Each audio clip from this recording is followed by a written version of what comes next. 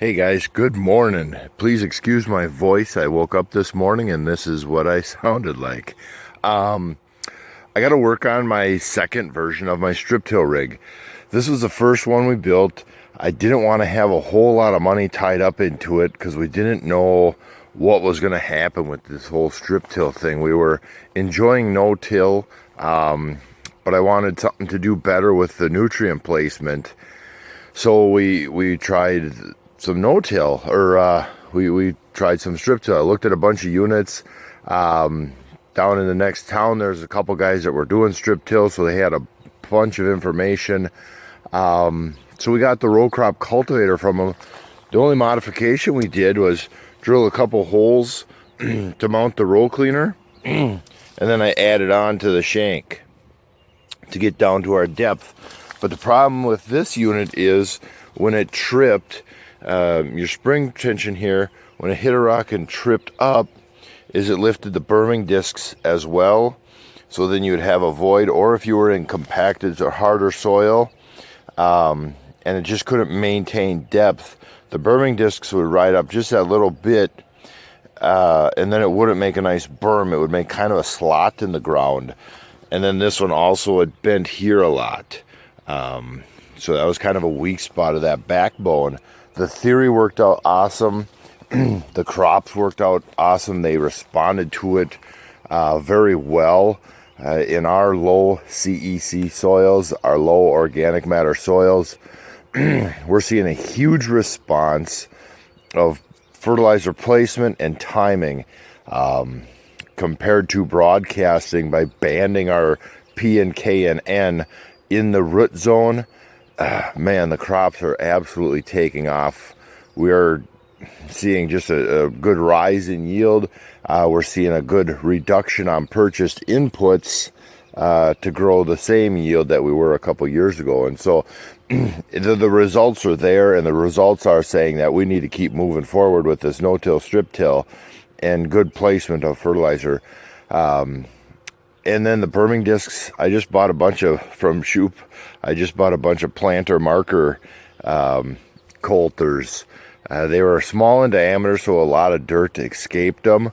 But it worked. It worked. It gave us the information we want. So let's go look at what we're going to do today. So this is the Hinnaker. We talked about it before.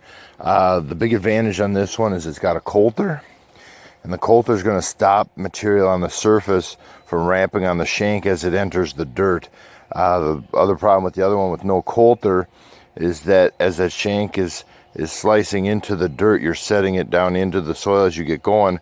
Some of that material gets sucked down on the front of the shank, and it just keeps wrapping around the shank, making it bigger, bigger, bigger. Well, then after a half a dozen rounds or so, you got a shank that's 4 or 5 inches wide and just creating a big old mole knife hole and not a good trench that the burning wheels can close up.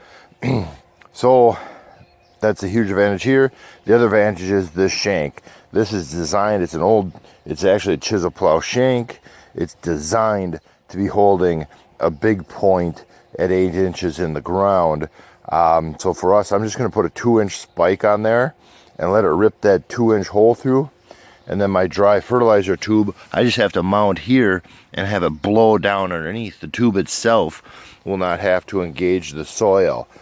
We got just some nice gauge wheels, not as nice as the other system, but they're functional. They work good. Just not as easy to quickly adjust, but that's all right. That's a non-issue. I think they'll be easy to work with. I'll just pop these berming discs off, and I might use these little guys to make a secondary conditioner behind.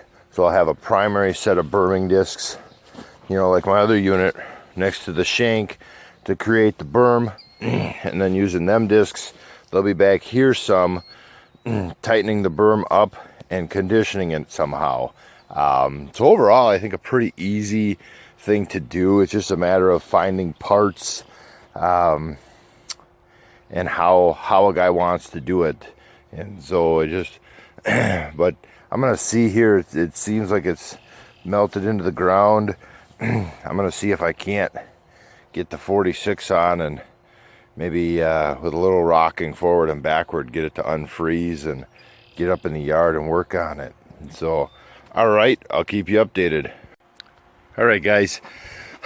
So phase one has begun, starting to move row units in. Remember, as a row crop cultivator, you have an extra shank because you had to have, for a 6-row machine, you had to have 6 gaps, which means you have 7 row units. So the 1 row unit goes off and gets set to the side so you have something for parts if you need to. And then we shift everything over 15 inches. So you can see under the wrench is where this row unit was, because it used to go between the rows. Well, now it is making the row. So that's where he goes. The other thing is, since it wasn't designed for that, we have some clearance issues. Is down here. This is the 3-point of the tractor, and that's where our little air cart's going to hook up. So on this row, I'll probably have to cut it off and shorten it up and weld it back together. Same with this row unit here, because you can see how that bracket is higher.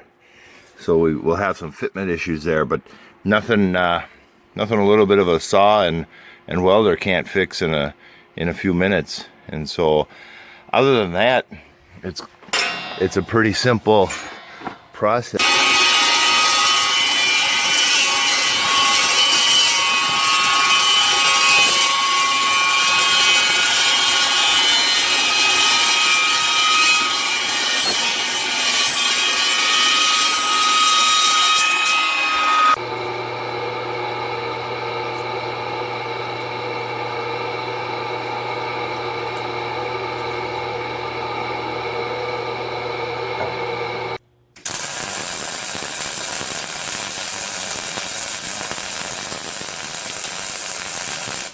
I am your father.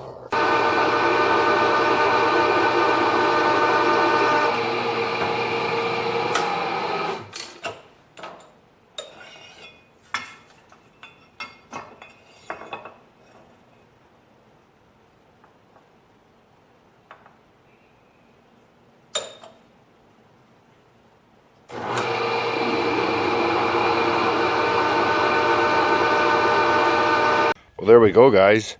It's gonna sit something like that. These are still loose, so it's kind of bouncing around as I move it around, but yeah, it's gonna sit something like that, and it's gonna finish that berm. It's about 8 inches ish. Them are easily adjustable. I just gotta get a little piece of angle iron and bolt onto the shank like they did right there. And then I think, yeah, I'm kind of getting excited. It's going tremendously faster than the last one. Once I get all my measurements figured out from this mock-up row, then it's just a matter of going to town on cutting and welding and drilling and stuff, and so it'll go pretty quick.